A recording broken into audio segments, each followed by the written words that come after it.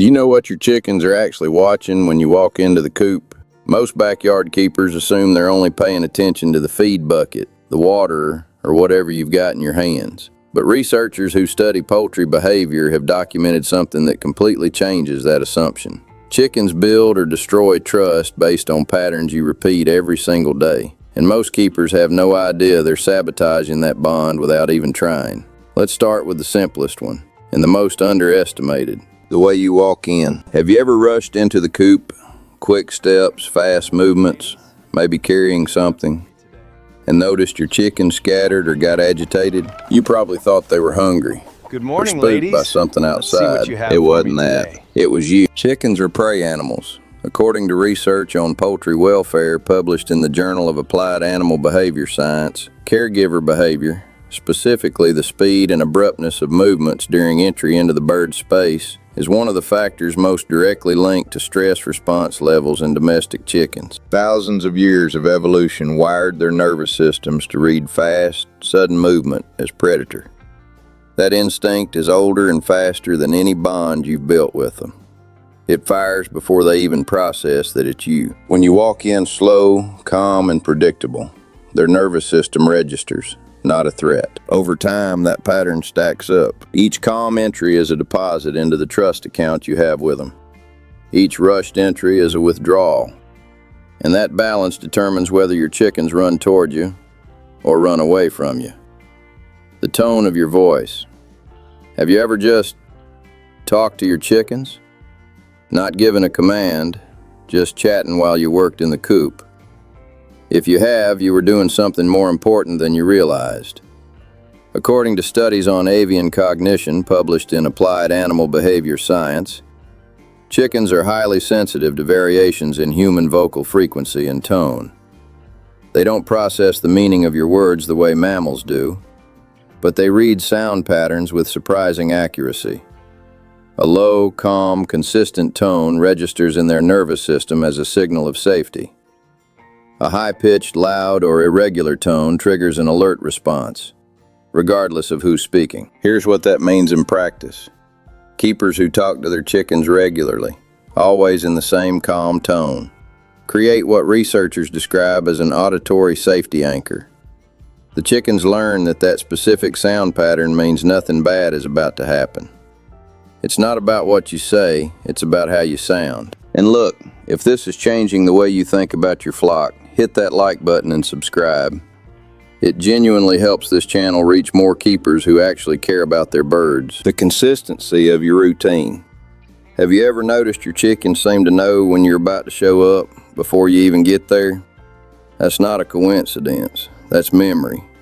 According to research by Dr. Giorgio Vallortigara at the University of Trento in Italy, one of the leading researchers in avian cognition, birds possess a well-developed sense of circadian time and are capable of anticipating recurring events with remarkable precision. Studies on domestic poultry behavior indicate they build a mental model of their caregiver's routine. And when that routine is consistent, they use it as a reference point for safety. But here's what most keepers miss. Consistency isn't just about timing, it's about sequence. The order you do things, the path you take through the coop, the specific sound you make opening the gate. When you're predictable, you're safe. When you're safe, they trust you. And when they trust you, they come toward you. Not because they're hungry, but because they've learned that where you are is a good place to be. I'm going to come back to this one later, because there's a specific situation where that predictability matters more than at any other moment in your chickens' lives. And every keeper needs to know it before they need it. Physical contact done right. Have you ever tried to pick up a chicken and had her bolt like her life depended on it? Even a chicken that seemed totally comfortable around you? Here's what happened. You broke her trust protocol without knowing it. Chickens don't approach physical contact the way mammals do. According to ethologists who study social behavior in birds, chickens interpret being grabbed from above as a predator attack, even when it's their most familiar caregiver doing it. The flight response triggered by that approach is older and stronger than any bond you've built. The answer isn't to force contact, it's to build the right sequence. Research on domestic poultry handling published in the Journal of Applied Animal Behavior Science indicates that chickens gradually habituated to human touch, approached from the side, never coming down over the head, show significantly lower stress responses during handling compared to chickens without that history. The keeper who can pick up a chicken without her running doesn't have a special chicken. They have a process. Built over time, lateral touch, predictable movement, positive reinforcement after contact. Repeated until the flight instinct gets replaced by the association that this specific touch has never led to anything bad. That's not a gift, that's a method. How you act when something scares them. And here's the one I mentioned earlier, the one that completely reframes the role you play in their lives. When something spooks the flock, a loud noise, an animal passing nearby, a shadow crossing the sky, what do? Most keepers do nothing, or step back to give them space. But research on social behavior in birds published in Behavioral Processes documents something most keepers have never considered. Chickens socialize with specific humans, use those humans as a secure base during threatening situations. It's the same mechanism documented in social mammals. When an individual is stressed, they orient toward a trusted figure to regulate their own response. When you stay present and calm during a scare, when you don't flinch, don't raise your voice, don't make sudden movements, you chickens register that actively. Your calm state in the middle of chaos sends a signal they process at an instinctive level. If he's not alarmed, maybe I don't need to be either.